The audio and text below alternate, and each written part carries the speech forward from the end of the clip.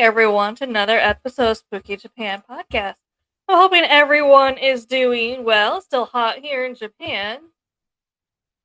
Today we have a very special guest with us, Mike with Florida Paranormal Research. How you doing today?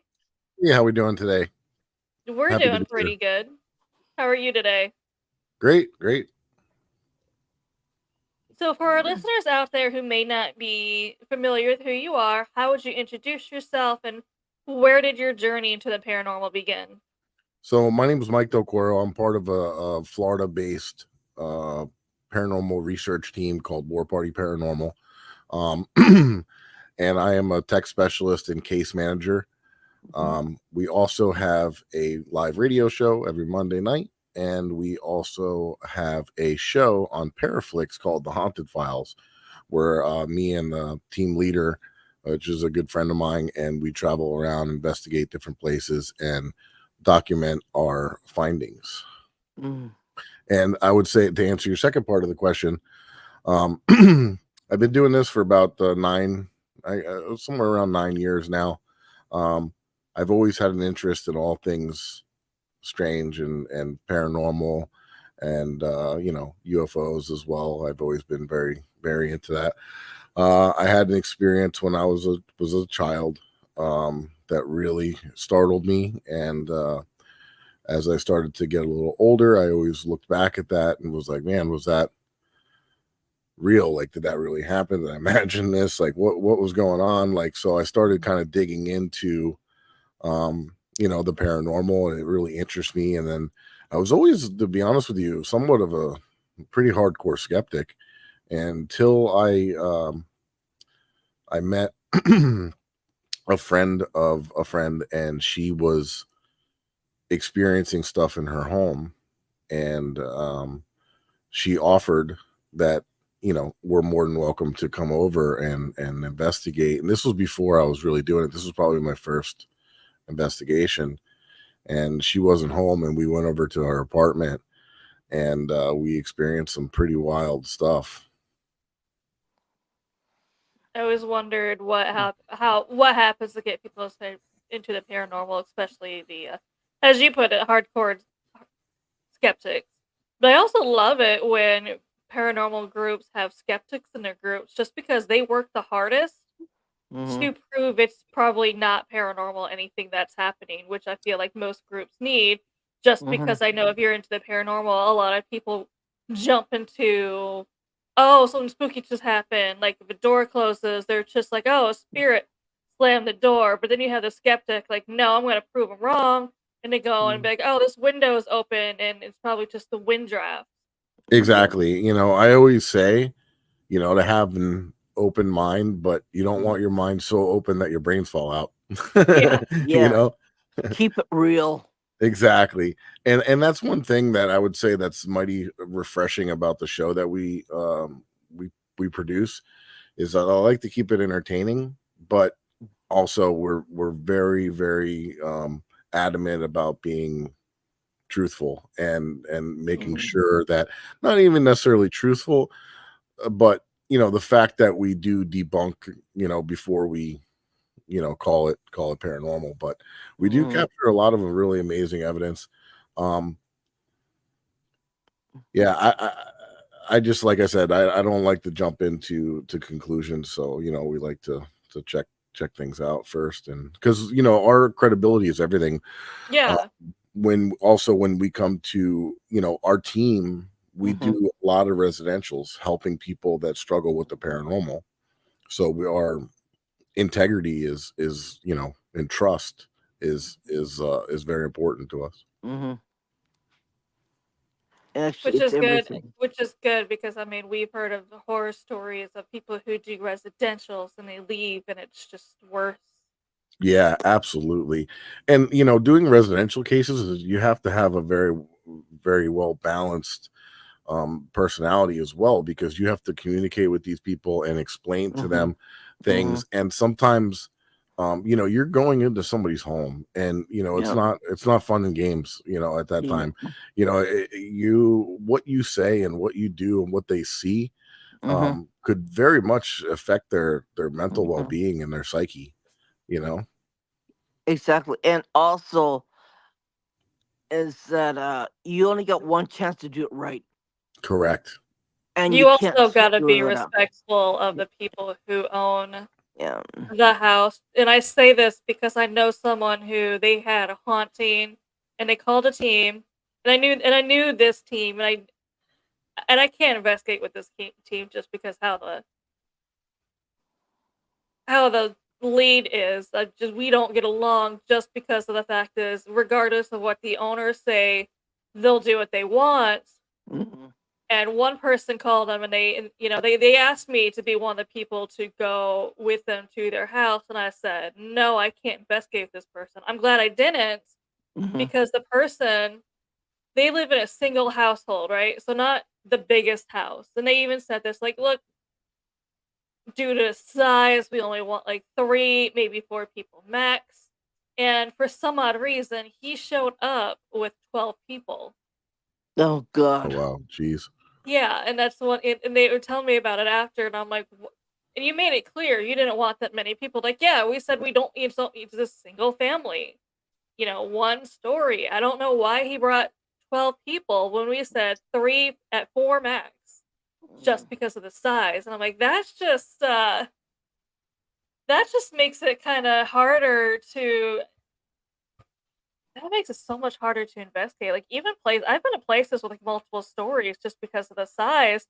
Does not Mhm. even need 10 people, Yeah, maybe Mhm. 6 at the most. exactly. We try to keep it very slim, and a lot of times what we'll do is we're very thorough. We have a like a checklist that we'll send, and I'll talk to the person on the phone and kind of vet them too, just to kind of Mhm. make sure that they're not kind of messing around, or Yeah. they're not if they seem like pretty off on the phone or whatever, you can kind of tell. But yeah, we'll come in, and what we'll do is we'll have like a list of every prescriptions that they're taking, if any trauma, all kinds of different questions, and then Mhm.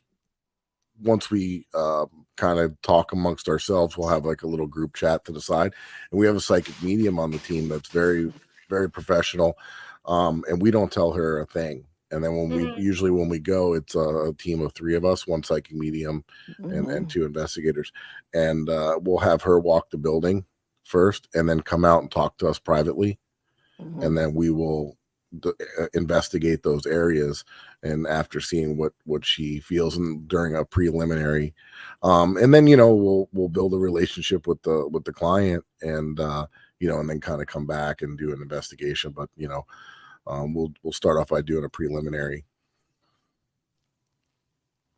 Which is really important to do, and I wish more teams did that. So teams just kind of Mhm. go in there and set up without verifying, especially if there's any mental. I'm trying to think of the word for it. I don't want to say. Yeah, like mental illness, things like Yeah, that. and I'm There's trying to think of the word because I know people don't like that word, but it's like there's not really any ways around certain words. And I'm like, I'm sorry, because there's one that two different teams couldn't go in to investigate, and the case was that it was someone living in their aunt's house, and they called two different teams, and both teams were told by the aunt who owns the house, "I do not give you permission to do this. I heard he contacted you. I do not give you permission to go in my house. And the reason why we think he's having issues, the reason why he lives in my house rent free, is he has schizophrenia." So Mhm. and that's the other thing too, is sometimes there's substance abuse and mental things that are going on too. But Mhm. then you get the hard part is figuring out, because sometimes dysfunction and these Mhm. things will actually start to trigger paranormal. Not necessarily trigger, but like you could still have paranormal and have an addiction problem, right? So yeah, sometimes you have to kind of weed out and figure out what's exactly going on here, and see if there is something paranormal, or if the person needs help, and kind of direct them to the right person that can help them. And um sometimes you can get cases where the spirit drives the person absolutely insane. So so yeah, exactly. So it's not necessarily the person's insane, and and they're coming up with stuff that is actually something going on, and It's and people could discredit that because of the fact that the way that they're acting. Yeah, for sure. but So it's a very weird, it's a very, like, you know what I mean, like you have to juggle this yeah, ball very carefully, yeah. but the residential stuff we do a lot. Our main co-founders, Mhm, that's how they started War Party. And then what we started doing was doing like public events, public ghost hunting events at museums and haunted buildings, to bring awareness to people. And so people could meet us and we get our name out there and things like that. Mhm. Once we started doing that and meeting a lot of different people, then we got other opportunities like the radio show and the show that we're doing now. But that all derived from originally doing the residential stuff. But I really do enjoy the filming side of things. That for me is the funnest, because we're getting out there, we're getting into a lot of these different locations, and it's me, Eric, and maybe one other person from the team, 3 people. We got a whole building to investigate, and we're filming, and it's and then I do all the editing, um, which is a lot of work, but it's fun seeing the final result, and seeing the finished product. I wish more teams did more of the filming instead of just they go to a I don't understand this other teams when they do this either. When they get called to go to someone's house, it's a residential, mhm, not one of those public places where you rent to investigate. But they go to a residential, and for some odd reason, for the likes, followers, whatever, they decide to go live the whole entire night. And I'm like, please, I don't know. I don't like that because if it was me and in a residential and I called you for help, Yeah, I don't know how I would feel about you going live because if it was something you just filmed, to look over evidence, and I did give you permission to post later, there might be certain things that I don't want out there, but you now made yeah, it everyone's exactly. business. So like any of our anytime that we do a residential, it's completely discreet, it's mhm, confidential. We don't post anything from any residentials ever. Hmm. um and yeah, that's not we have time to do that. Like we investigate other times where we can film and get content.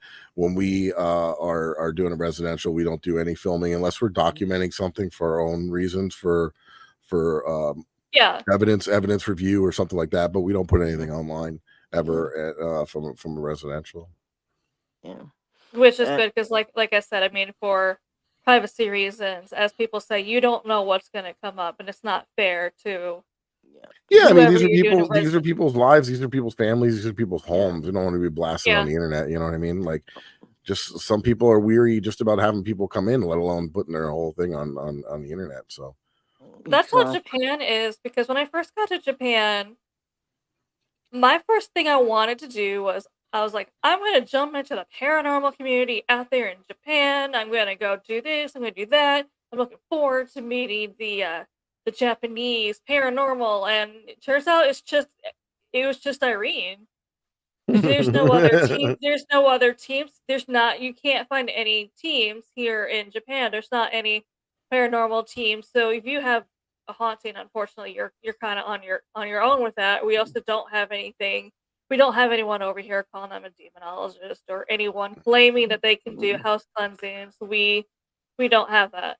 well, I think that I mean, and correct me if I'm wrong, 100%, obviously, but I think it's due to probably the culture of like, is for instance, like Native Americans here, they're very secretive about their their spirituality and the way that they do things and the way that they're brought up, but they're almost like very spiritual in their day-to-day life, and it's almost like Mhm. very common to them, and it's almost like you don't want to go looking for that kind of thing, like, you know what I mean, yeah. like That's leave it how it is be. here. it Yes. is it You is don't how it look for is. trouble.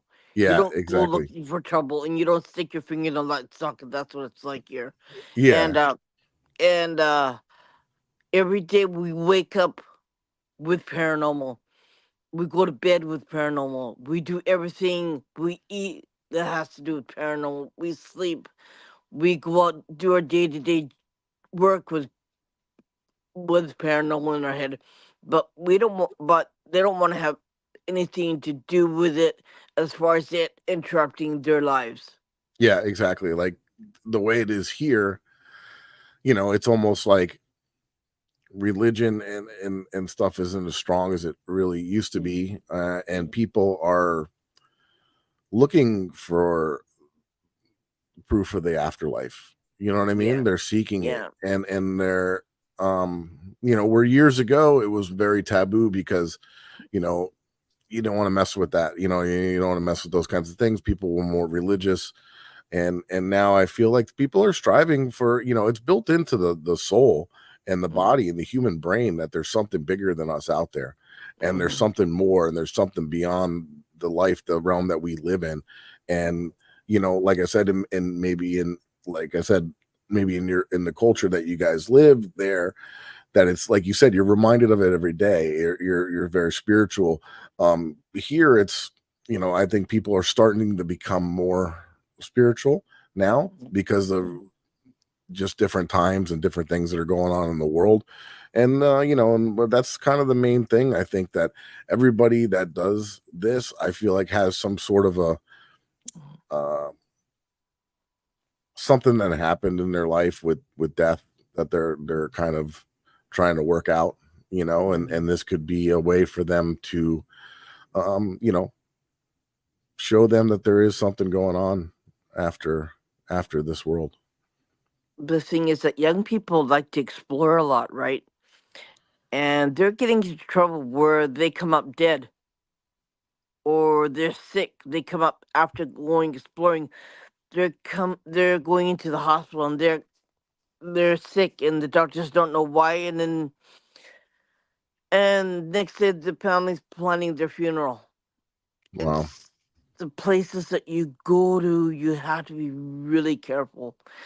And that's why I don't post any paranormal videos that are up there on YouTube and or anywhere else. I don't, because it's that dangerous. And if they're not blessed, you can't post them Yeah. because they'll come after you. They'll come out, and they'll come after you, and they'll bug the hell out of you. And then some of them times they'll even kill you. So yeah, so not doing that. And then I get into a lot of trouble. They said, "Why don't you post it in your group?" I said, "Why? Like, you don't know what's there." I said, "Yeah, well, I can do it. I can watch it. I'm good. I'm strong." I said, "I don't give a hoot whether I you feel like get everyone strong." says, how many people say that though? Yeah, like I said, I don't give a hoot whether you're Joe Blow or whatever, or you're Superman. You're not gonna watch it, and I'm not gonna post it. And yeah, Yeah, no, I've it's been, it's that's true too. I mean, like I said, there's you have to be careful. This is stuff that's serious, yeah, and yeah, it's I always do say this too, not everything is dark, not everything is a no, demon, not everything is this, no, but but there is sometimes where you can get, in trouble and do things that, yeah, we always stress too that if you're not in the right state of mind, um yeah, you become vulnerable. You don't want to go out there and be investigating when if you just had a fight with your siblings or yeah, your significant other or something like that, and your mind is not right, your guard is down and you're susceptible to things. If you're sick too, that's another yeah, thing. You can become very vulnerable. and it can be just a regular Joe Blow spirit that came out of the blue, who can be very naughty or very bad, and they're not devils, they're not demons, Yeah, they're they're just just they're just bad. naughty. They're just Yeah, bad spirit exactly. right to the I core, kind of right? say I kind of say that too, right? If you were like a, a a jerk in real life, sometimes Mm-hmm. you're a jerk in the afterlife. Mm-hmm. They might have also not been like an upset spirit, but we find that a lot of people nowadays feel like how what you're supposed to do, and I don't even know why they think. Well, okay, maybe I do know why they think is watching TV. But a lot of people Mm-hmm. go into a haunted place, and one of the first things they do is start provoking the spirit. Yeah, that's very bad. We don't provoke. We always are very, very respectful. These are Mm-hmm. people, you know. and so we want to make sure that we're respectful to the property and to anything that or anybody that resides there. Yeah. um I also have a little saying too, you get more bees with honey. If we're Yeah. very nice and Yeah, we and go in there. that's also what we were Yeah. saying is just you're not guaranteed more evidence if you make this No. spirit mad. This No. spirit may have talked to you when you're friendly and asked the Mm. questions and interacted with you. And then basically as we put it on the show, think about it as if someone came over and wants to talk to you, you'd be like, "Yeah, talk to them, answer their questions." But then all of a sudden, instead of sitting down, talk to you nicely, they kind of like busted in your door, walked in and started cussing at you, started whatever, provoking you, saying Mm. disrespectful things to you, you're not going to take that too well because to them No. that's also Mm. Yeah. their home or their territory. So you walked in their territory, disrespected them. It'd be like the same thing if someone did that to your house. You would not take that very well either. Yeah. Yeah, no, exactly. And it's just a bad idea all around. Mm-hmm. Like I said, it's we're always, we like to bring trigger objects, and we Mm-hmm. also like to try a lot of different experiments. I don't know if you've seen the goggles that I made, the Delco goggles, the red I lights. did, yeah. Yeah, so basically what that is like a cross between the Gansfeld experiment, where it's sensory deprivation, where they put red lights over your eyes, like the government used to do for testing ESP in people. Mm-hmm. You would listen to white noise with red Mm-hmm. lights. They would take ping pong balls and cut them in half and then place them over your eyes and shine a red light. So the goggles that I made were to mimic that Mm. deprivation, just red lights. And then what we decided to do was instead of the white noise, we would just use a spirit box with noise isolation headphones. And normally we'll give the person about 10-15 minutes of just sitting there, like kind of meditating and listening. And then we'll start like an Estes method, and we'll start asking Mhm. questions out. Um, People that are sensitive or that have a connection with the spirit world tend to have very amazing sessions doing this, where there's visuals, there's and they say, it's very similar to the SS method, but the responses that gotten from people is that it's a much more in-depth um session. And like I said, people are seeing visuals. It's wild stuff. I think that sensory deprivation has a really helpful connection to the afterlife because of the fact that people can do it if they can meditate and without the added deprivation. Some people Mm-hmm. that can meditate and that can tune in, that are sensitive and Mm-hmm. things like that. But I feel like this helps people that are not, or that if you are, it helps give you that extra little push Mm. and it's been really amazing. Is there something about red light though that helps? I don't want to So say season. the red is just a lot easier on your eyes. As far as I know, somebody the gentleman that invented the experiment obviously was a lot smarter gentleman than me. I kind of took what they were doing and then mashed two experiments together.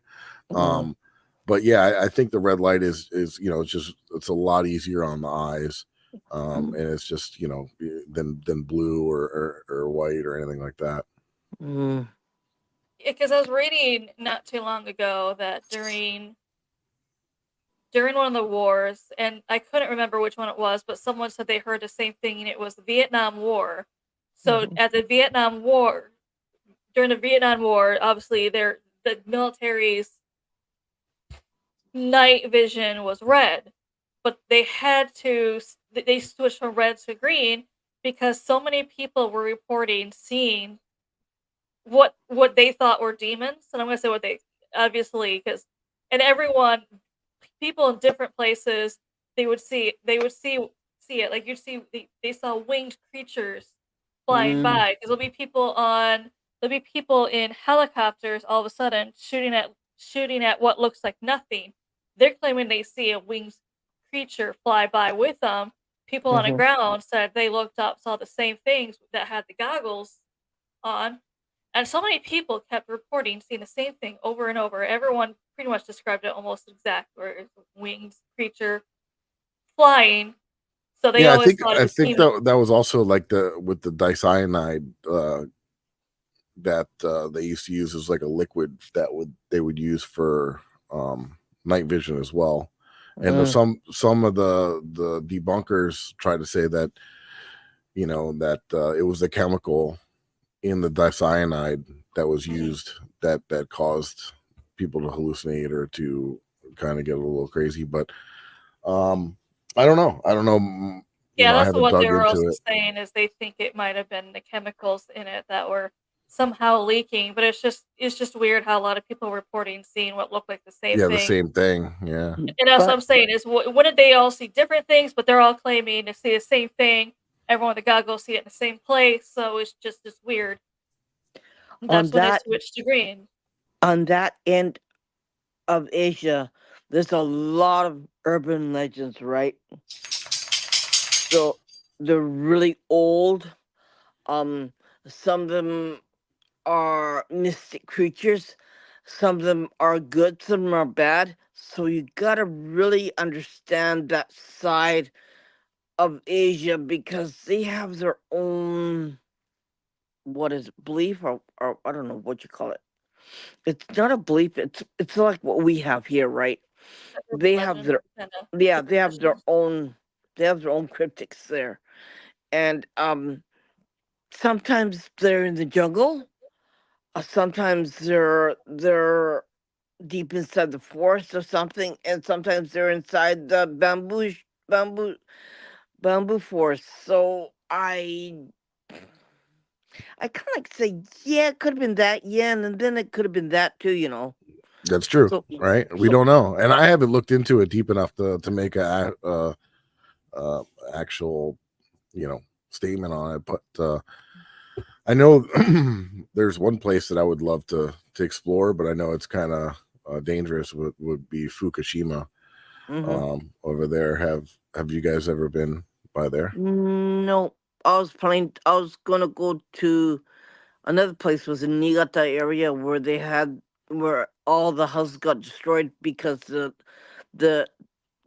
tsunami that came after the big earthquake on New Year's Day.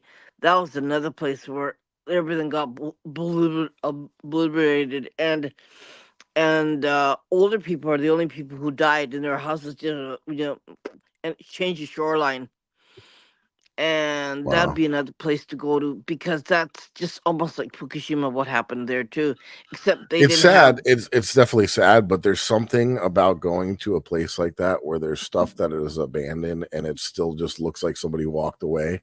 Hmm That's just yeah, so interesting. and after an earthquake, it just destroys everything, and the houses there are really old. They were on the banks and the shores of the ocean, and property there may have been really cheap long time ago compared to today. So Oh yeah, true. Yeah. and they weren't built like the structures that I'm living in now. So it's we have better earthquake proof Yeah, I was buildings gonna say there. that Japan started building their buildings more earthquake proof now, Yeah, obviously, yeah, especially and in the fire belt I've area, never which being is I'm from Florida. I've never experienced a tremor or anything or an earthquake ever. oh, it's fun. I It's would fun. probably get Shh, don't say anything because it could happen anytime. Like mm, even is when it I'm on a podcast. Shh. oh, yeah, it's happened a few times during the podcast where she's just like, "Oh, I'm in an earthquake right now," and I'm like, "Do you need to go? Are you okay?" "No, I'm good. I'm just watching everything how shake." often does that something like that happen? Like where tremors Every and every spring, Every every spring, spring. yeah, But starts in about a few March. weeks ago, usually they're up. So I'm in Nagasaki, which is more the southern part of the island, and also more country. She's in Tokyo, which is obviously like the exact opposite. Tokyo is huge; it's a bigger city, but it's also on the fire belt area where there's more earthquakes in Japan than anywhere else. So usually, Yeah, when there is an earthquake, the epicenter is usually around where Irene is. Mm-hmm. So it's one of those, especially like every spring they're used to it. About a few weeks ago, though, I had one down here, Mm-hmm. and they predicted another one the next day. Irene had it more where she is, Mm-hmm. and now they're expecting. They keep on warning us of this mega quake that's supposed to be coming like any day now. So Wow. everyone's been like prepping for that. And it's funny because as I tell people, and Irene will tell you, I understand the water. And I Mm-hmm. understand why everyone's stocking up on water, but now there is a rice shortage over here because everyone keeps buying all the rice as they can. But Mm-hmm. as we're talking, if you don't have power, I don't know how you plan on making rice. You boil it. Without power, right? Yeah, And then they buy all the friggin' toilet paper up, right? So now we got no more toilet paper, so I have to go to That's what Costco to get happened. Yeah, that's toilet what happened paper. here during because we're COVID, waiting right? for it, Nick. Yeah, everyone's prepared for this mega quake. And I was telling Irene when she says, "Yeah, there's a water short. Everyone's stocking up on water. Then there's a rice shortage because everyone's stocking up on rice." And it's funny because I was telling Irene, I was looking at something not too long ago on Japan Amazon, and it showed me the top things that were searched for. Up there was water. Up there was rice. But at number three, I don't even know why. This is funny to me. Number three was Pokemon, and I'm just like, way to get your priorities straight, Japan. Got my water, got my rice, got my Pokemon. Exactly. You got to keep occupied too if you lose And I'm power. like, this is the third search thing, Pokemon. You're kidding, right? Yeah. I guess it's kind of like here. We live in Florida and we deal with the hurricanes so often and tropical storms that it's just like it's like a common thing. It's like Yeah. it is what it is. you know. We get the tropical storm and we get the earthquake and we get the lightning all at once, and I go, okay, Yeah, yeah, this that's a is lot. not good. This is not good. First the lightning strikes, right? And then you hear the hurricane, you get a dump of water put on your house, right? And then next thing you hear an earthquake. It literally lifts the house up in the air and go bang on the ground. They go, yeah, that's not good either. Yeah, that's not good. And I'm sitting here, shit. I did that Right? right. Man, yeah, I don't know what I never, like I said, I never experienced any kind of tremor or earthquake, something like that. I think that Oh would totally freak me god. out. Nah, actually, I don't. If it's 4 o'clock in the morning, I'm going back to bed. I don't give a shit. Yep, she just Yeah, messaged me I saying, don't "I'm care. in an Leave me alone. earthquake. I'm going back to bed. I'll message you in the morning." And I'm like, "Okay." Yeah, like I don't care if the China cabinet falls down. Who gives a shit? Like you can buy more damn dishes. Like I don't care. I'm gonna go back to bed. I throw the covers back on my head so it make sure nothing falls on me. Right? Like okay, I'm good. Like I'm done. Like I'm not gonna hold up the TVs. I'm not gonna hold up the China cabinet. I'm gonna go to bed. Like I'm exhausted. Right? Like That's I funny. need I need I need my sleep. And like like and everyone's like the same way. Like everyone's here, everyone in the city, my neighbors are all the same way. Like, Yeah, probably, you're just like so used to it. Same thing. I have a hurricane coming over and I'm just like, yeah, I'm tired. I'm gonna go sleep. It is Supposedly what it yeah, is.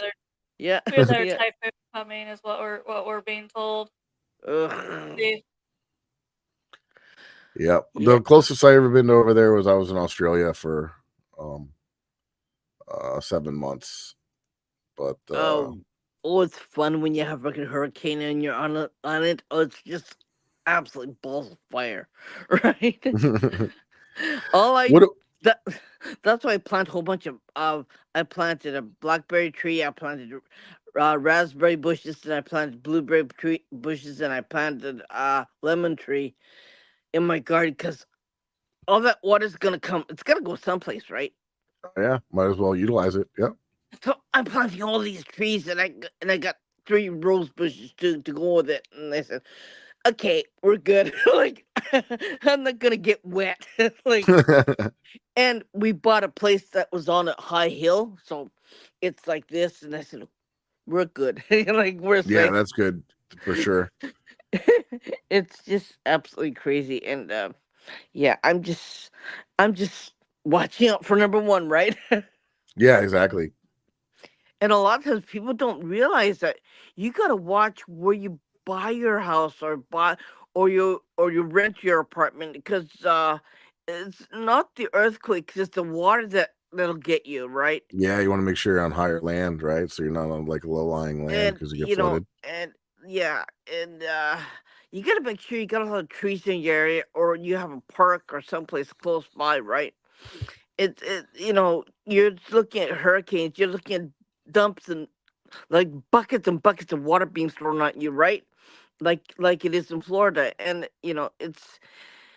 it's damp, it's wet, it's gross, it's just ugh, right? So yeah, you gotta make sure that you're on high enough ground so so you don't have to wipe up the water in your house and it gets all moldy and like Oh ugh, yeah, like that's you the know. that's the problem we have here. We're so flat and everything, and I think that's another thing too why we get a lot of paranormal activity in Florida. And people don't think about paranormal in Florida as much as they do. We do have a lot of history at the They indigenous really people. should, especially in St. Augustine. Oh yeah, well, I mean, people think about St. Augustine, they think about the Keys and Hmm. certain areas like that, but there's a lot of places all over. We're mostly limestone, and Yeah. we're Hmm. almost sea level, and we have water on three sides of us, which is the Yeah. all conductors of paranormal Yeah. activity. Yeah. So and plus you have all these um, ancient burial mounds all Mm-hmm. over Florida that, and a Mm-hmm. lot of them aren't documented. They're finding stuff all the time. Um, we did an episode last year for Halloween about Lake Okeechobee. Everybody, knows about Lake Lanier, but nobody really talks about Lake Okeechobee. Lake Okeechobee, during the flood in 1928 when the hurricane came through and Okeechobee kind of like the the dikes flooded and it flooded a small town. It's now part of the lake. It's underwater.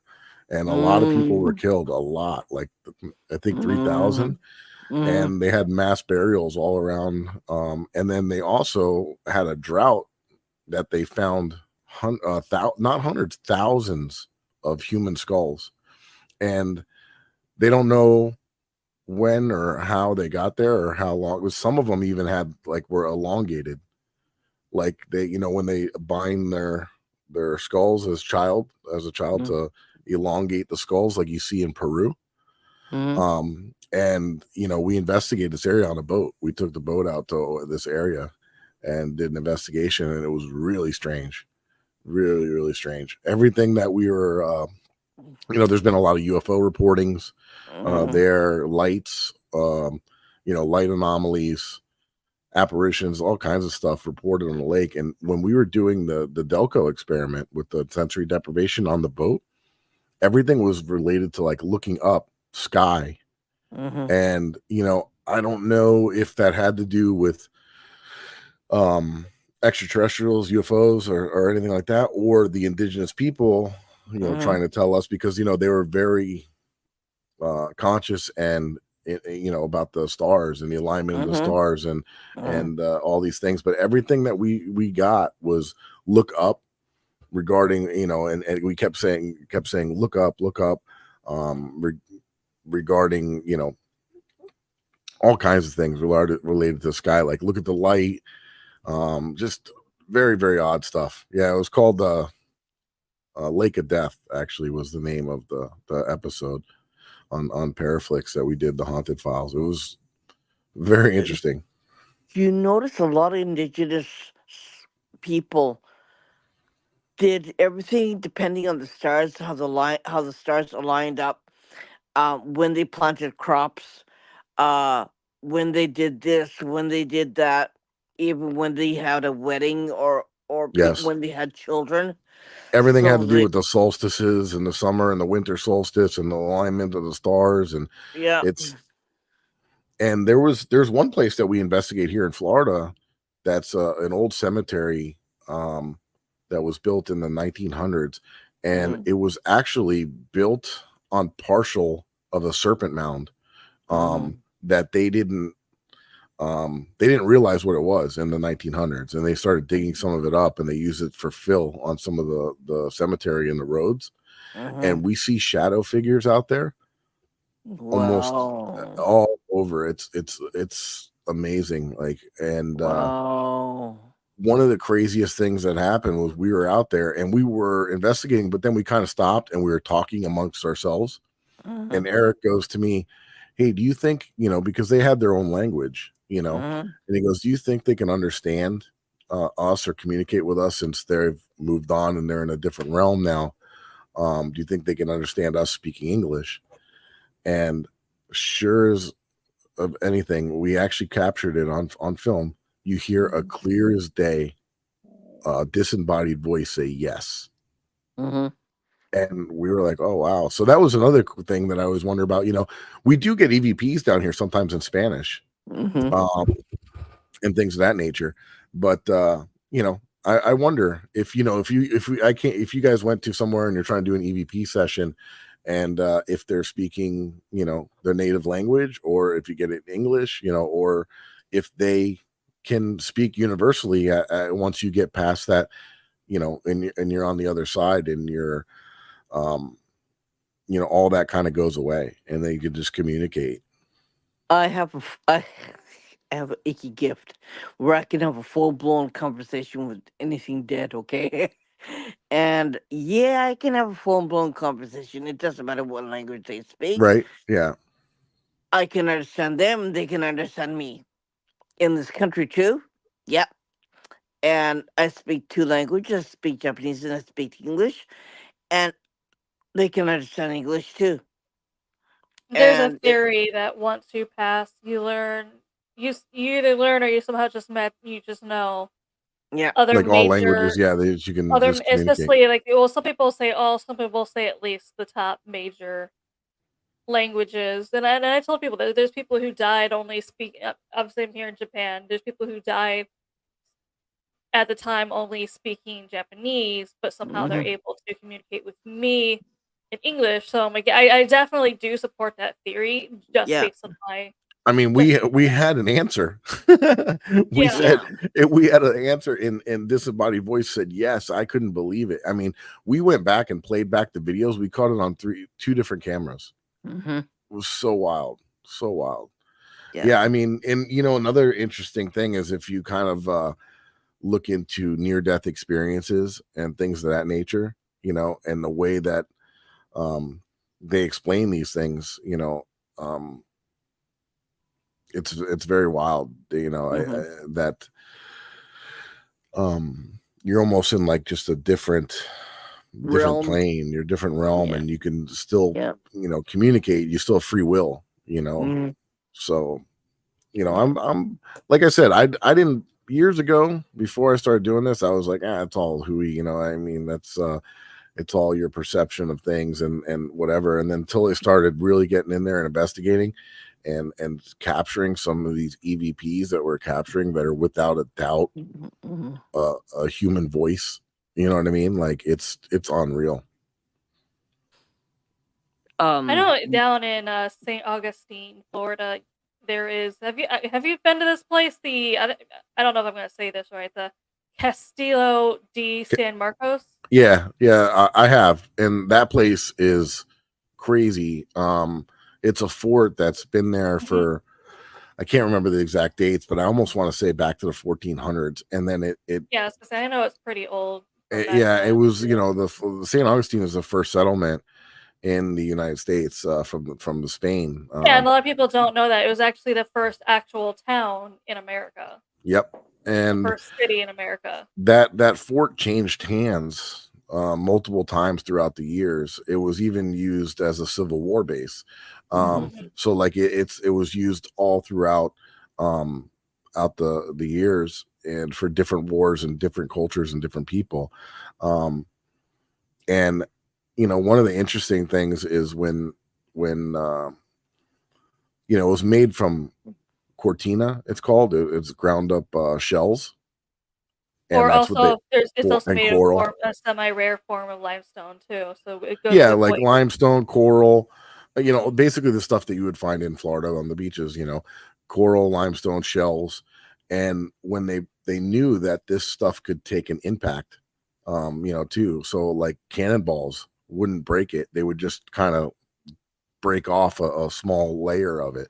And, it, all that stuff holds energy, and at one point, I forget the exact story, but I there was like somebody that was ruling that fort, and they found him cheating on somebody, Yeah, I was actually so gonna tell that story. So it was back a long time ago. I think 1700s is what my research. I don't at least 1700s, if not before, but I think it was 1700s. So it was the colonel of the base. His wife was there, and it was the Colonel Garcia Marty and his wife Dolores. Well, he was one of those colonels who was more into his job, making his wife feel neglected. So daily, the colonel would meet with his captain, Manuel Abella. I don't know how to say that, but every day the colonel would have a meeting with his captain, and then the captain. So that's obviously how the Dolores met the captain, and the captain and her developed a relationship. But the colonel somehow found out that it was the perfume. So he's supposed to meet. So it was during their morning meetings. He said like he got suspicious because the captain smelled like his wife's perfume, and it was early in the morning. It was like there's no reason why he should be smelling like my wife.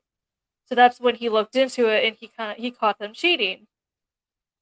And all of a sudden, people say that they just noticed Dolores and the captain was just nowhere there. And when people asked him, "Where's your wife?" he told everyone that this is back then where you don't have the same technology we do now. Obviously, where you can't go and communicate with any other ports. So it's kind of what you went with the word of it, or when you did send word, it was like by messenger. So still one of those times, so people had to take his word for it when he said. People asked what happened to Dolores. He said she went to go live with her sick sister in Spain. And people asked, well, what happened to the captain? And he said he was reassigned to Cuba. And everyone's like, well, this feels weird, but there's no way to prove it. Sometime later, there's an architect in there, and because he was fascinated by how it was built. He was going around, and he saw one wall. It didn't really make sense to him, and he was knocking on it, and he said it sounded more hollow. So he made a hole in it. He looked through, and he saw where they were both chained up in there. So he chained up his wife and his lover and just built the wall and sealed them inside. And Yeah. when they found them, it was like not that long ago. I want to say like in the 90s. Yeah. And it was just their skeletons in there chained up. Imagine starving to death, being chained up, sealed in behind a wall. That's brutal. No one could hear him. So they actually have that part open. You can crawl in, like you have to get on all fours and crawl in, and it opens up into an area, and you can go in there. And I've been in there. It's very, very eerie, People say you could sometimes smell her perfume still in there. Yeah, they say that I haven't experienced any of that, but they also say that you could see her, walking around the premises. There's a little known fact on the let me see, it would be the northeast side of the structure. Next to a well, there was a execution wall where they would execute people and shoot them. And there's on that side of the wall, there's still a bunch of bullet holes on the wall. And my partner Eric was there, and he set an EDI on the wall, and he was picking up vibration. And there's no explanation for that to be vibrating. He moved it to another spot away from the bullet holes, no vibration. Put it back by the bullet holes on the wall. That was vibration. It's very, very wild. It is. I got a lot of activity in the old jail there that old I believe jail it. has a very, very dark history too. Um, Henry Flagler was like the founder of that whole area. As you know, later on when the settlers came in and he started building, really building up the town. Mhm. He didn't want the jail to look like a jail, so he built it like real fancy on the outside, but it was real small and tight on the inside. Mhm. And the jail cells were made for like 2 people, 3 people. And what they were doing is they were, doing like a chain gang kind of thing and like having these people work during the day to help build St. Augustine. So they needed more labor. So they were locking up people for everything. And they were no AC, Florida heat. And Mhm. they were sticking about 5, 6 people in each one of these cells when it only was made for like two. The life Mhm. expectancy in this, and it was also a hanging jail. And they made you build your own gallows. Um, and the cells would overlook the gallows. So you're staring at this thing every day, if you're on death row, and you had to build your own gallows that were going to take you. And yeah, that place is extremely active. We've got some of the wildest evidence in there. The sheriff was also just a really nasty big dude, like big scary guy, and he did some pretty brutal stuff to some of the inmates in there. And yeah, pretty wild.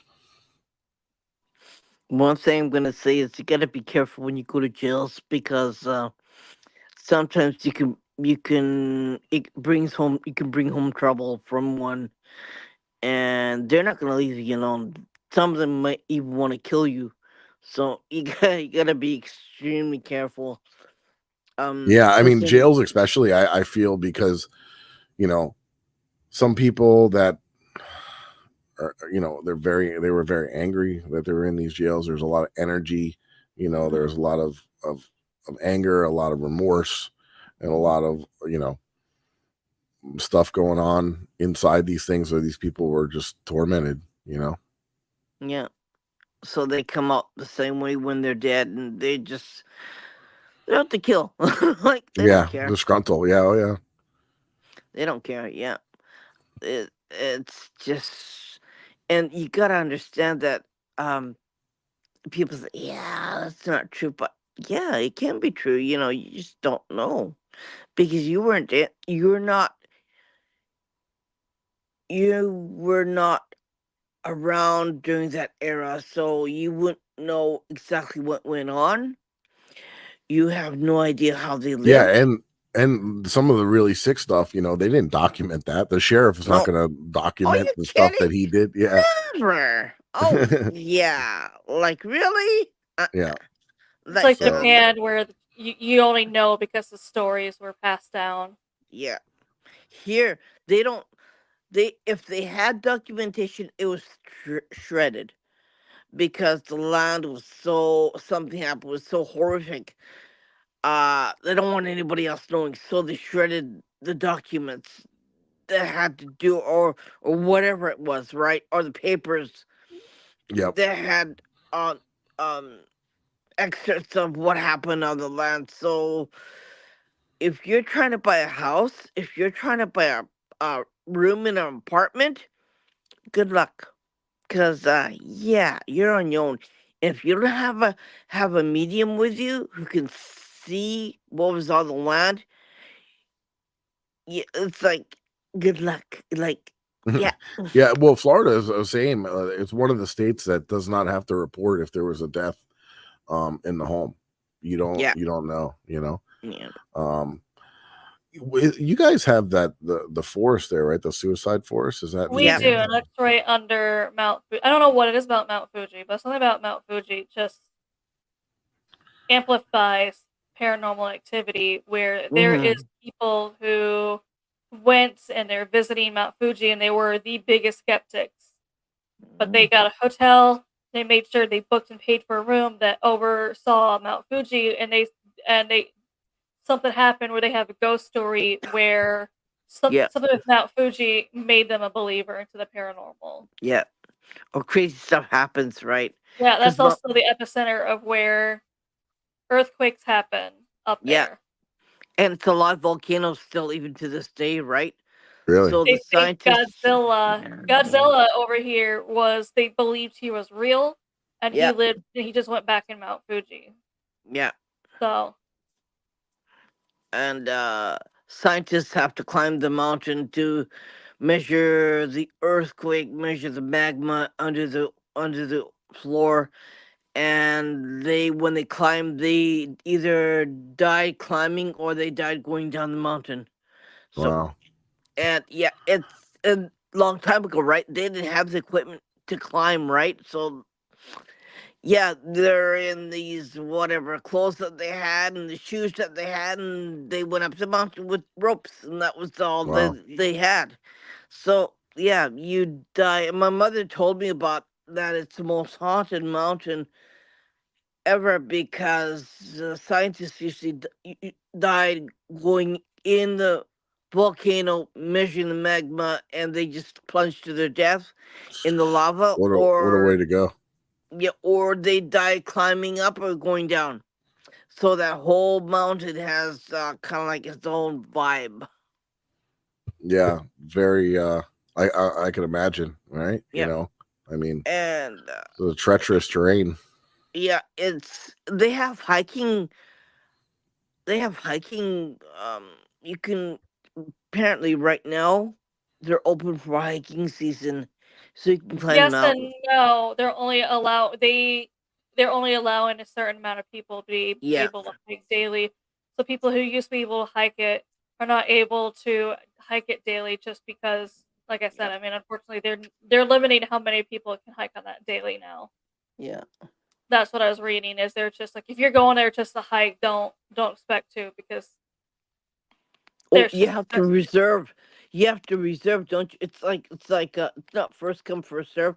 You have to reserve a seat to go and hike up the mountain. yeah, Is it's it because because it's so dangerous that they just don't want everybody just kind of free roaming the area? Like, is that Oh, they have guides. You have to do exactly where they tell you to walk. You gotcha? just can't go willy nilly wherever you want to up that mountain. but it No. still might be because of danger, just because they said they're doing less people now. Yeah. They're just like we have to That's eliminate. I mean, the whole story too about the forest there where everybody was committing suicide is just very strange. Like that people would Yeah. travel to a certain location to do that. It's very odd. Oh, now they're doing it on the now they're jumping in front of commuter trains. Really? It's yeah, because it's too far to go to the suicide forest, so they're gonna jump in front of a commuter train. Wow. Yeah, like my daughter used to before she graduated. It's like the next stop over from where we live, and she said, "Mom," I go, "What? I can't come home now. I'm so tired. I just want to go home from school." And she said, I said, "Oh, what happened?" She goes, "You know what happened?" I go, "Oh, okay. Can I stay at my friend's house?" "Yeah, go ahead." Like she can't get home. There's only one train coming and going. So yeah, Oh, geez. she's, and by the time they clean it up, it'll be 1 o'clock. 1 o'clock in the morning, everything shuts down, right? So she Jeez. can't get home. So no, I'm gonna go to bed. She goes, "I just want to go to bed. I just want to eat a hot meal and go to bed." It's like and everyone says, you're jerk because you're doing this in front of people who want to go to sleep, right? And they just want to go home. And so yeah, yeah, it's That like happened the when I was in Osaka, and you can tell people are so used to it because a lot of people, I know it's a terrible thing. And obviously, as a foreigner, when you hear that, you kind of like, oh my gosh, but they're so used to it over there. You could tell because they made the announcement, and so they had to shut down one of the trains, obviously, for however long to clean it up. So they had to go over to the next train, and they're just like, again. So you can tell yeah. they're People so are saying, used to it. Jesus, why did they have to do it this time? Blah blah blah. Yeah, like the time. I had to get someplace on such and such a time. I'm gonna be late. Like that's what they were Yeah, saying. they were just so used to it. They're like, this again, and they walk over Wow. to where the other train is. It's like, Like, why do they have to do it now? Like, that's the kind of attitude they have. Yeah, that's a that's also a terrible way to go, man. Yeah, yeah. I don't know. It's just absolutely crazy. There's another part of Japan that, well, that's mostly on from that side up, right? We have on our side too. It's like, okay, and on the other side, you have a lot of they're finding bones that are being uncovered, right? And like they're from samurai warriors. They were battling on the near Oh the wow, ocean. wow. So yeah, they had we just went there and came home, and they had it was a battleground on the shore. They just uncovered a whole bunch of bones. And That's like, what I mean. Like some of this, there's so much out there that's still that you know is yeah, undiscovered it and was covered by undocumented. sand, and everyone goes swimming around that area, right? Oh wow. Yeah. So yeah, That happened and here, right after one of the hurricanes too. There was yeah, in Stewart, Florida, right on the beach. There yeah, was an area, and it disturbed a Native American burial ground. yeah. And guess what? If you take a selfie, you can find yourself seeing a haunted picture. And go, right? Yeah, oh, I'm sure. I'm sure. Yeah. Oh yeah. And it's just crazy, crazy. Like and then they built a shrine. Well, Amanda will tell you about it. They built a shrine to appease the dead. That's It- basically Japan's whole how they approach the supernatural is what they do with about ghosts, and it's just like if they think it might be vengeful, they'll just build a shrine for it and be like, here, this is dedicated to you. Hopefully, this appeases you enough to leave us alone. yeah. Because there is one in Tokyo where Mm. it was from an old samurai, where they thought it was a vengeful spirit. So they built him a shrine back then to appease him, so bad luck would stop happening. So he'd stop causing havoc in everyone's lives. Mhm. Fast forward to now, it is now obviously with it being Tokyo where it's located, it's in a prime real estate area of Tokyo, so it'd be perfect Mhm. for offices. And they were starting to tear it down Mhm. to build offices, but they had to stop and rebuild it because they said everyone involved with that all had really bad luck. So they rebuilt it, and even people in surrounding buildings after that started getting this bad luck. They started getting really sick out of nowhere. They assumed, oh, this started when we start tearing down the shrine. It must be him coming back upset. So they rebuilt the shrine and be like, hopefully this stops the bad luck.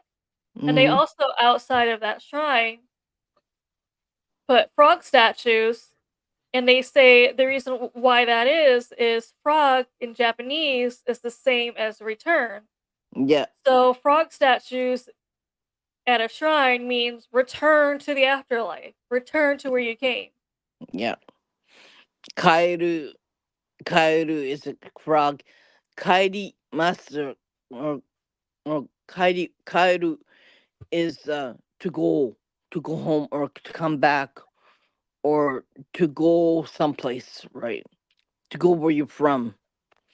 Mm, And yeah, and actually frogs are really really important because if you put a frog in your wallet, it means that it's good luck, so it keeps money in your wallet too. Yeah, usually samurai warriors, if they had a fight with another clan, they chop the head off, and as proof of death, you chop the head off. You put the head in a box or wrap it up in some, I don't know, a cloth, hmm and hmm you bring it to the leader and said, "Yeah, he's dead." Good way to And prove it. yep, yep, Well, they and also, depending on whose head it is, they would also put it on a stake and yeah, display it as a Yeah, to warning say of like, yeah, don't mess warning, with like me. back off. Yeah, it's yeah, a warning of don't mess with me, don't go against me, or this this could be you. Yeah, But I if it mean, there was was a a lot of bloodshed. Yeah, all over, if right? it was a higher power, they bury it right later on afterwards when they have no more use for it. They bury it, and they make a whatever. They put it in a plot.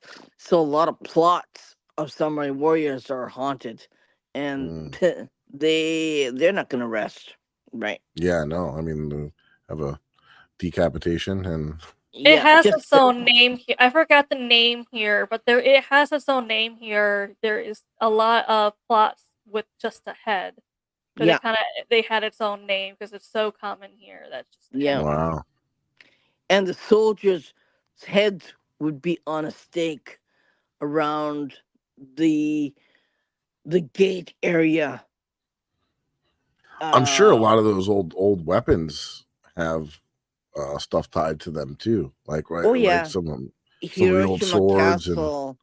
Hiroshima Castle had swords, and they were on display in cases. And I said, "Nah, not gonna do this." And my son, "What's the matter?" I said, "Oh, I feel sick to my stomach." oh, I can imagine. And then I said, he goes, "Why?" I said, "Yeah, I saw a warrior had to unalive himself, and he put the knife in his gut. He went sideways, and he went up, and I said, Ugh. no thanks. I said, no thanks. And then I had to sit down because I was turning green and every other color, right? Like I was turning white and green. I had to sit down on the seats next outside of the room, and he goes, "You're okay?" I go, "Mm-mm, mm-mm, And not good." some of those swords were even cursed and stuff, right? They would put, Yeah. curses on them, do all kinds of things, and during the if forging if they were process. sold, if they're taken from the family, yeah. And some of the swords that are taken from families after World War II, they went to America and they're cursed too. Like Oh, they're I'm haunted, sure. right? They're haunted. And mm, the reason why I also do this podcast is to say, hey, if you know of these swords that are in America, please bring them back to the country, because the only way to appease the spirit is to bring it back to the country so they can rest. It's not just the swords, it's anything haunted in general. Yeah. If it, especially in America, especially during the time of like the war where they're anti-America, and then all of a sudden they're attached to that item, and they're brought to America, so they're in a place they hate. Yeah, So yeah, they don't want to they be. definitely. I mean, even Yeah. things today should not be that's haunted, considered haunted, should not be going over to America just because they go crazy and they don't like it because like this is not my homeland. I want to go back Yeah, to that my happens. homeland. I mean, that happens a lot too in all wars. Like there was little German pistols that are over here that you could find everywhere because during the World War II, when um, the Americans were over in Germany, they were just laying all over the floor. They would just pick them up as souvenirs, Yeah. and bring them back. And like it's you think about it too, right? And that was a soldier's weapon, and they're Mhm. probably pretty attached to that weapon. And then to bring it back, yeah, it's probably should have just They look left it around there. to see where they are and they're Should have the just enemy left land. it Yeah, there, right? exactly. You should have just left it there. That's the thing, it belongs to the country. And yeah, it probably has something. That's probably why we don't have, like Amanda will tell you, we don't have estate jewelry here. We don't have estate, um, whatever you call it, furniture here either. There's nothing like a good there's nothing like a Goodwill where you can buy random household items. There Okay. are thrift stores, but the only thing thrifted is like clothes. There's Yeah, no other household items. There's no jewelry, so you can't. That's all there is. I mean, there might be some electronics, but that's basically it yeah, for Hmm. thrift stores. There's never gonna be. You can't buy cheap household things if that's because some people go there for like antiques or cheap household things and are moving to first house. There's something like that. Here, mm, for that reason, is if there's an attachment, then it needs to stay with the family. yeah. And you're not supposed to sell it. You know, um, if you had a necklace that belongs to you, yes, you can sell it. to get melted down, or to get something else in place, you can do that. They have places where they can do that.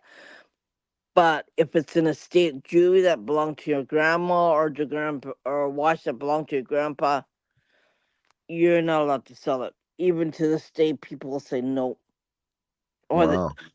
it has to be handed down to your children, I or mean, I think that's the right thing to do, obviously, but you yeah. can't sell for money, because if it belonged to that grandma or grandpa, um, 90% of the time it would have their essence in it. So the essence had to stay with the family. And, bad things could happen, right? You've seen it. You've known, right? Because they sell estate jewelry in America and all over the place in North Oh America, yeah. right? Oh yeah. I And stuff mean, happens, they right? do those estate sales, and people.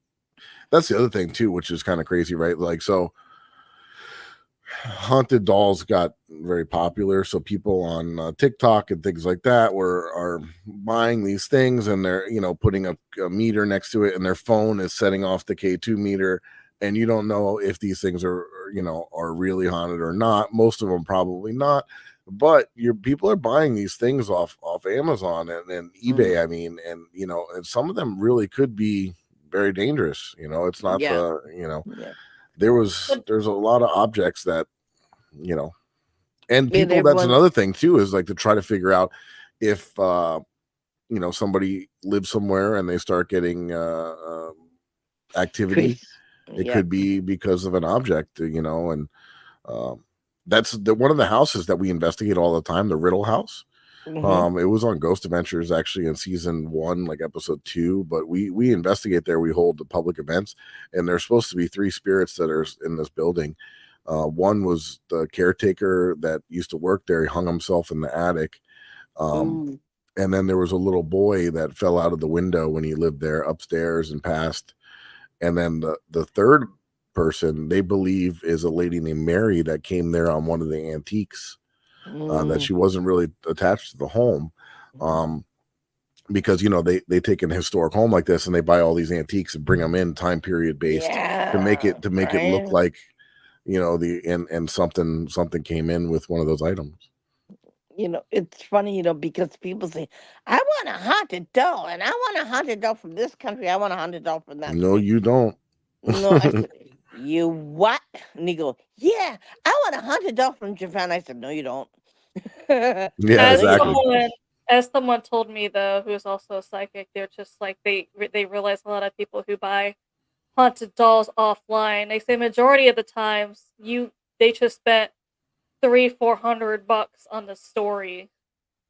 Yeah, exactly. A lot And I of was it, like, it's you got to be wary, because a lot of times the stuff is scams. But um, sometimes you don't know what you're getting. that's what Yeah, they're be saying is, I mean, there's wary. also people who just make up a story of a doll, and you might be right, or it might have actually been haunted by someone else, but the Yeah. person for the money made up a spirit, and they're just in. They also said, hey, if you want to spend 2, 3, 400 dollars just to buy a doll with a story, go ahead. If you're Yeah. willing to do it, give them the money. It's so amazing what people want. They say, I want a haunted doll. I go, no, you don't. and then they bring it home, and then they do it does all kinds of, naughty stuff, right?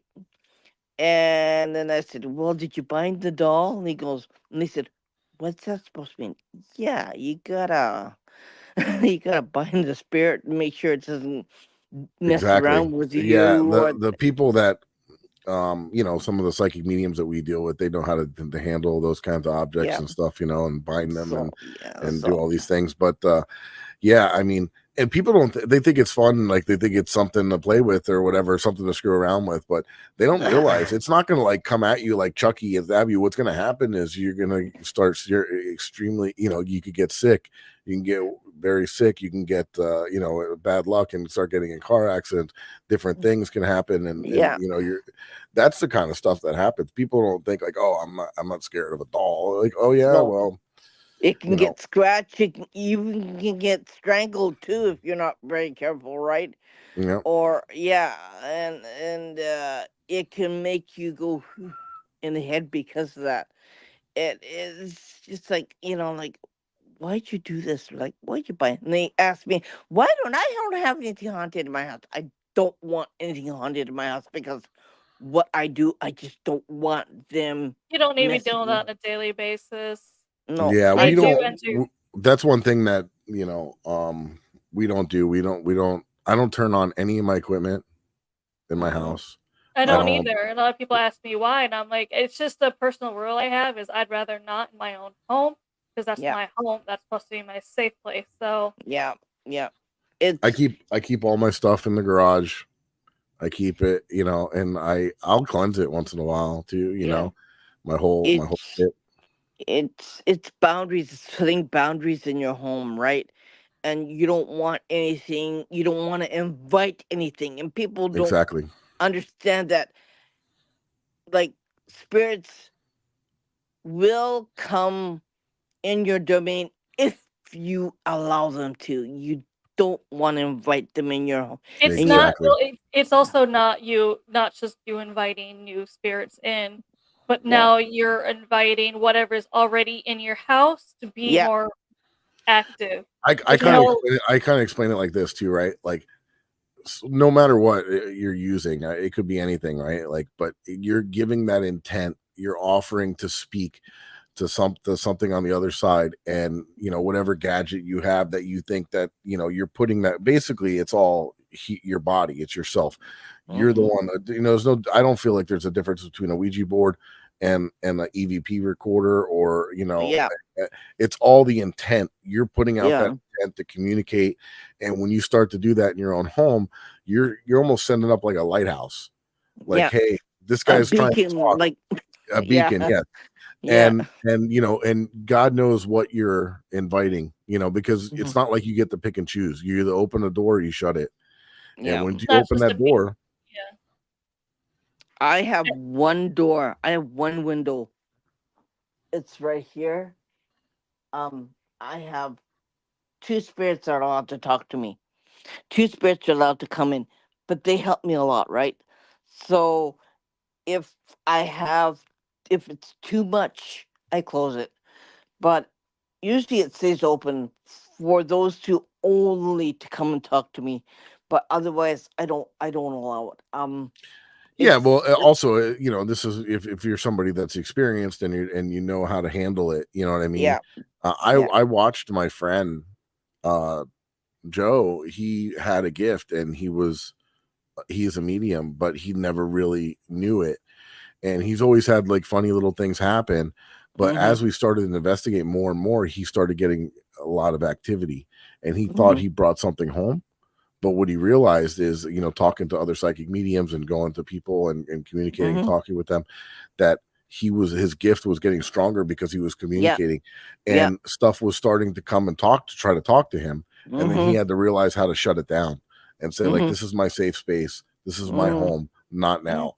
And yeah, to kind of, and that was really something to work with, and to see. It was, because he was startled at first, but yeah. now he knows, how to, he's still learning every Yeah. day, but now, Everything's a learning experience, and everything doesn't come at you once. Sometimes it comes at you gradually, so it doesn't scare the bleepers out of you, right? Yeah, yeah, I That's get it. exactly. so. But I think what happened was, since we started investigating so often, we're out there Mm, trying to communicate with these things, and he just kind of, like, it just opened, like, yeah, his third eye just opened up, man, and he was just getting so much activity yeah, anywhere he went, yeah, and it was pretty wild.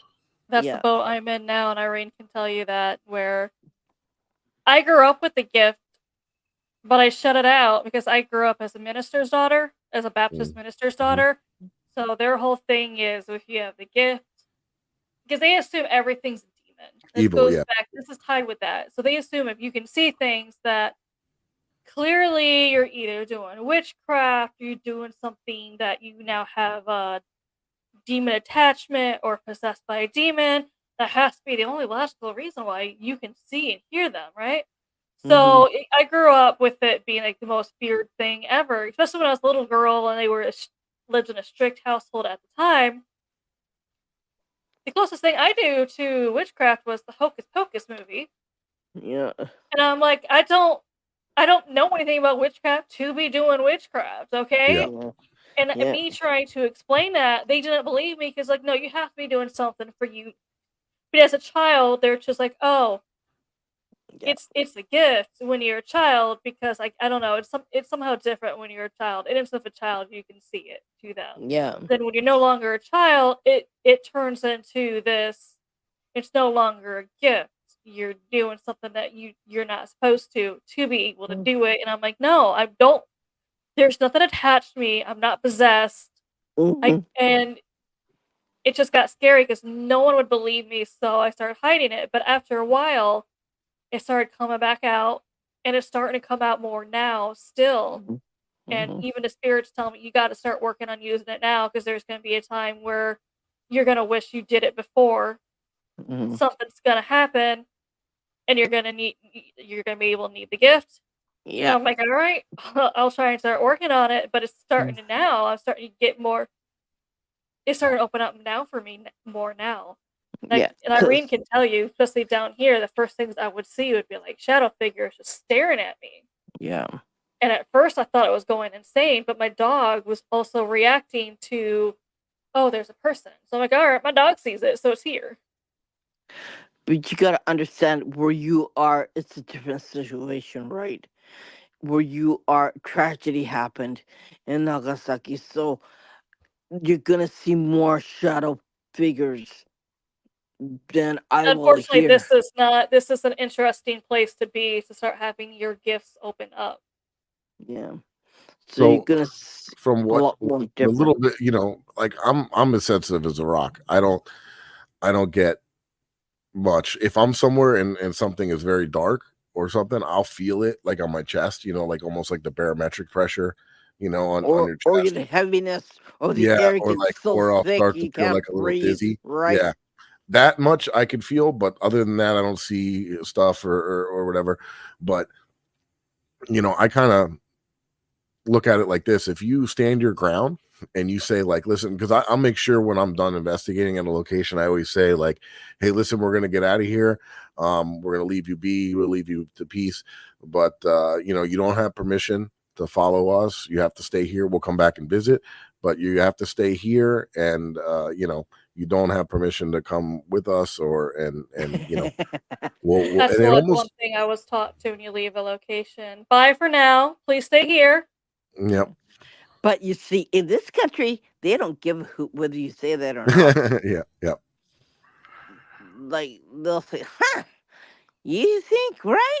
Huh? Well, I'm gonna come and bug you all you want." Like, yeah, like our friends who are staying with us, they went on vacation, but we went to a cemetery right in Tokyo.